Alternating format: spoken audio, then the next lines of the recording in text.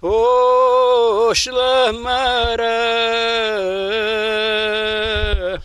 пошла Мара. Ваквото традиционално автентично пеење потекнува од Тетовско. Се вика гласоечко, заштитено е со закон, но ретко може да се сретне. Овој фолклор го негуваат група од едва 20 повозрастни жители од тетовските села, кои стилот на пеење го научили од нивните предци. Младите, велат тие, не се заинтересирани да продолжат и да го научат и негуваат нашето културно наследство. Традиционално нема кој да не замени после нас.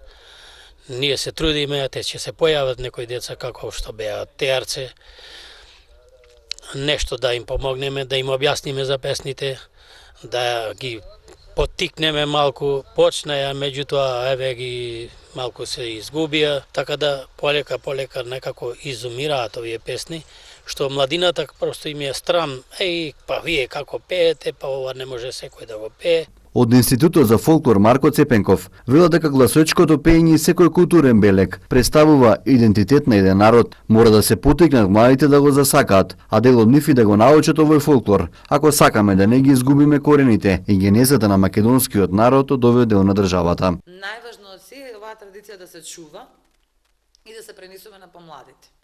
А доколку им се објасни на помладите што значи таа традиција, дека тоа не е само една обична песна, туку дека тоа значи наследство од бабите, од дедовците, дека тоа значува континуитет на нивниот идентитет, на нивната врска како македонци, како припадници на тетовскиот регион, како тетовчани.